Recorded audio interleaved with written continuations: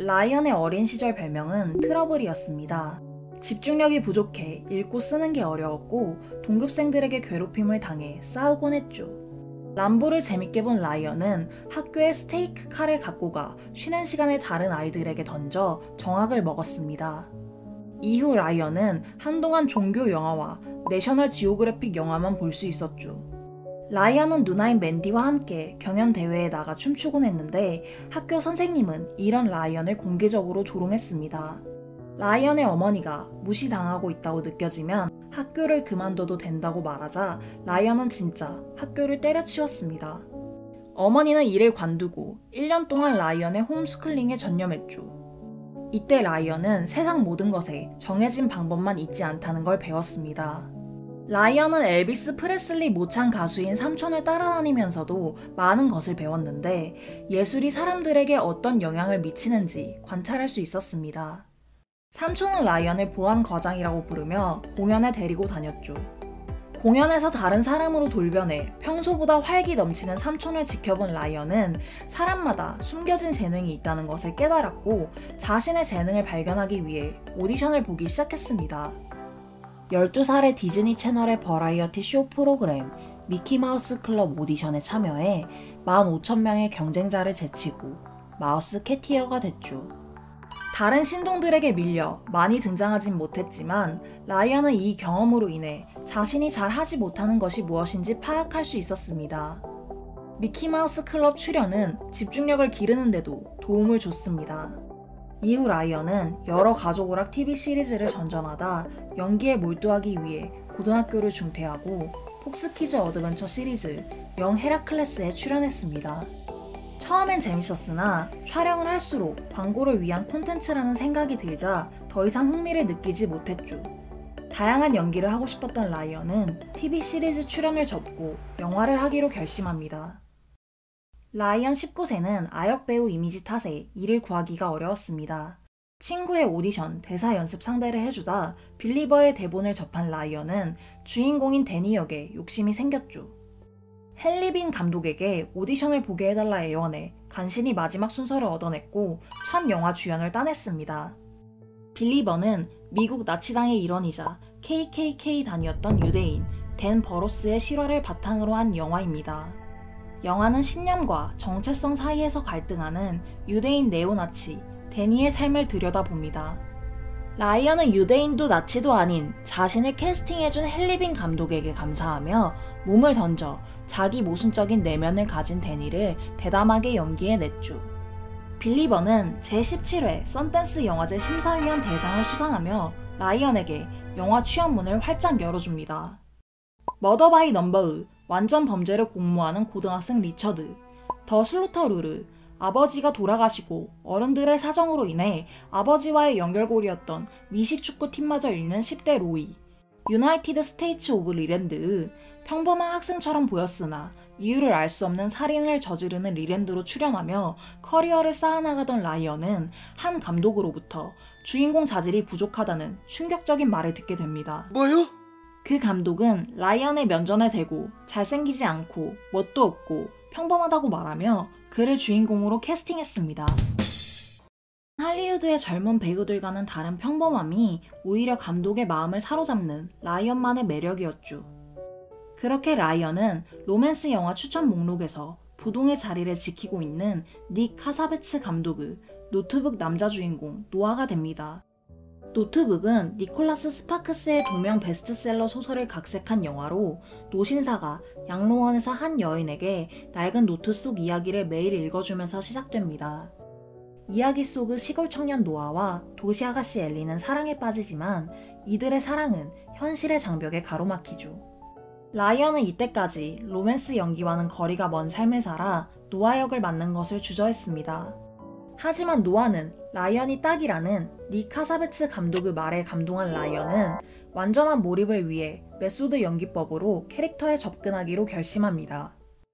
촬영 2달 전부터 노아의 거주지인 사우스캐롤라이나 주의 찰스턴에서 가구를 만들고 실을 쓰는 노아 행동을 하며 시간을 보냈죠. 라이언이 직접 만든 테이블은 영화 소품으로 등장합니다. 이처럼 캐릭터에 과몰입한 라이언은 명대사를 애드리브로 만들어내기도 했습니다. 영화 속에서 사랑 싸움을 하는 라이언과 레이첼 맥아담스는 카메라가 돌아가지 않을 때도 싸웠습니다.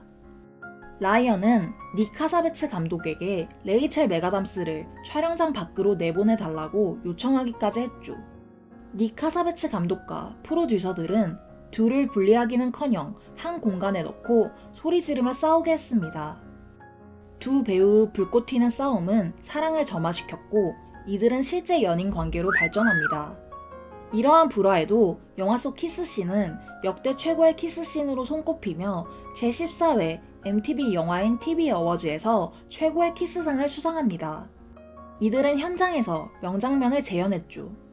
애정 연기가 낯설고 주인공감으로 부족했던 라이언은 이후 출연하는 모든 작품에서 주인공 자리를 꿰차는 로맨스 장인이 됩니다. 라이언은 내겐 너무 사랑스러운 그녀의 리얼 돌과 사랑에 빠진 수줍은 많은 청년 라스, 블루 발렌타인의 다정하고 재치 있었지만 결혼 후 현실에 부딪혀 변해버린 남편 딘, 크레이지 스투피드 러브의 여자에게 작업을 거는 족족, 성공하는 제이콥 등 가벼운 만남부터 진지한 사랑까지 소화해내며 하나의 장르에서 다채로운 연기를 선보였죠.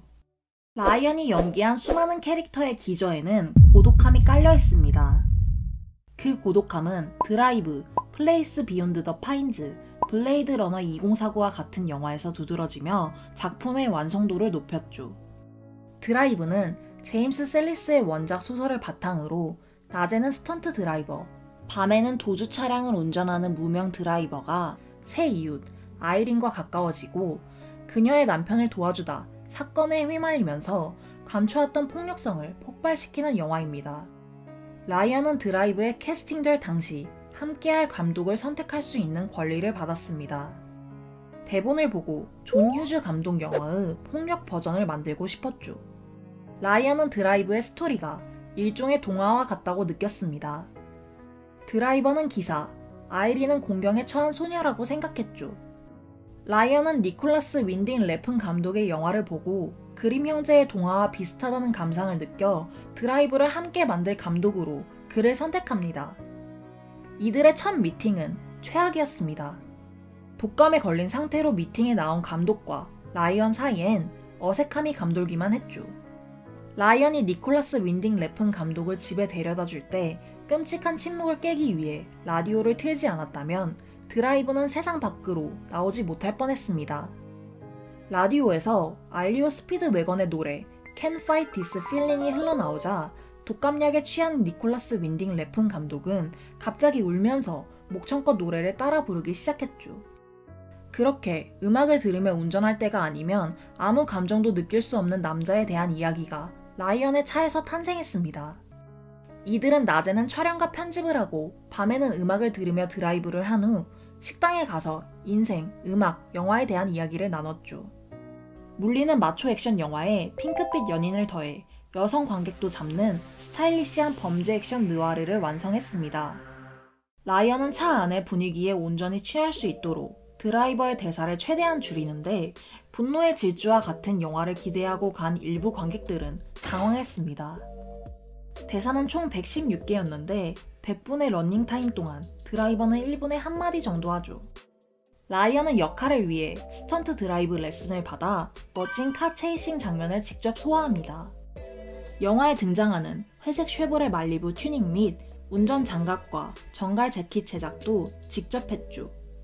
드라이브는 제64회 칸 영화제에서 감독상을 수상하며 작품성을 인정받고 1,500만 달러의 제작비로 8,100만 달러의 수익을 올리며 상업적으로도 성공합니다.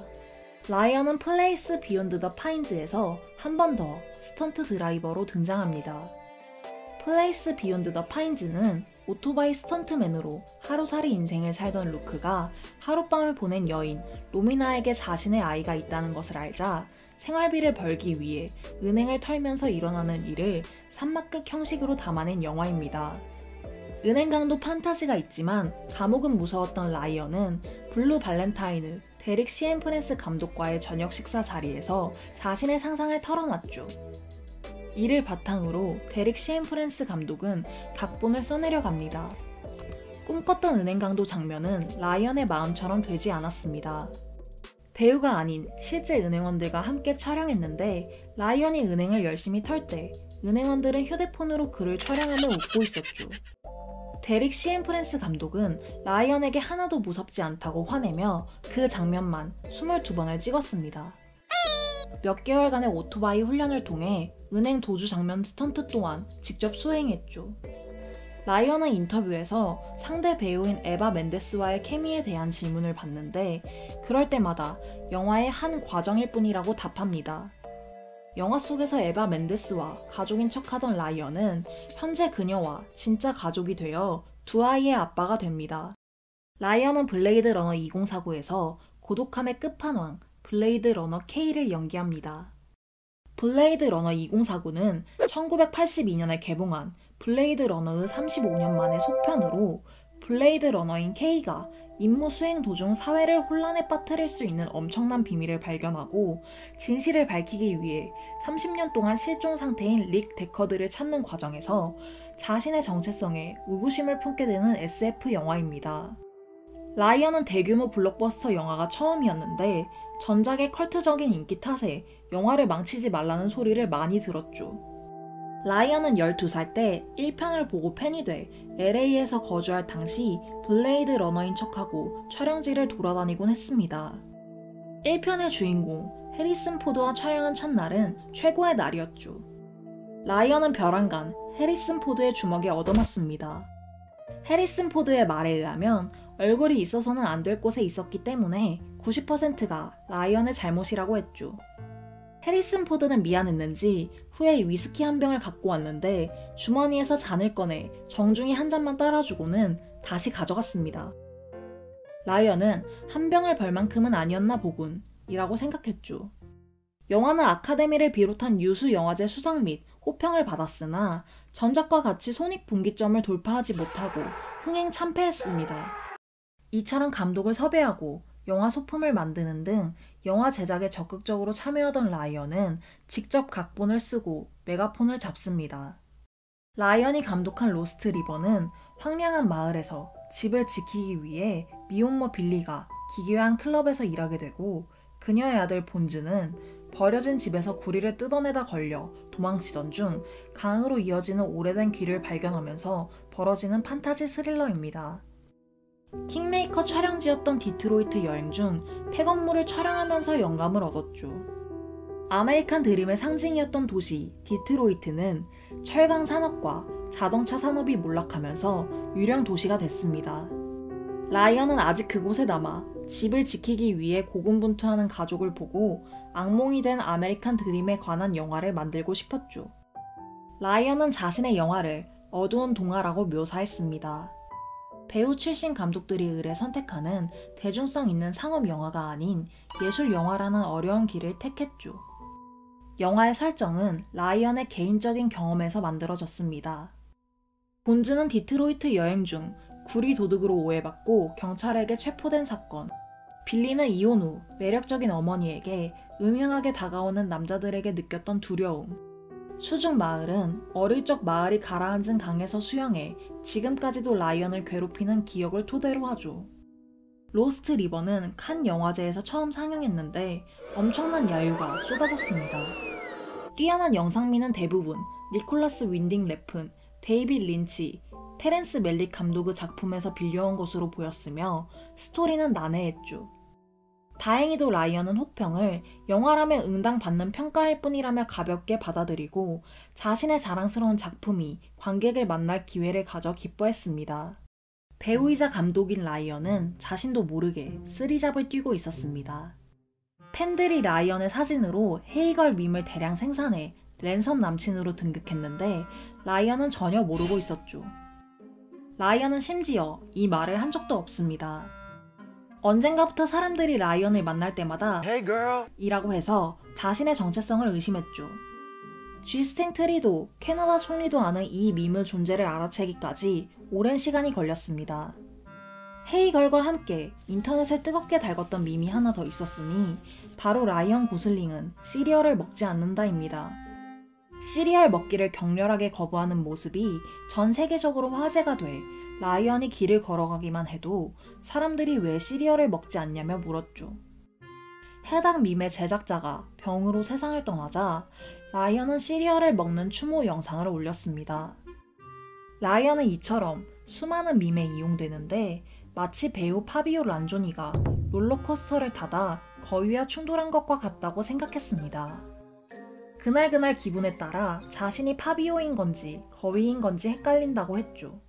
밈, 로맨스, 액션, SF 등 다양한 분야를 넘나들며 폭발적인 연기력을 선보인 라이언은 하프 넬슨과 라라랜드로 오스카에 2번 노미네이션 됩니다.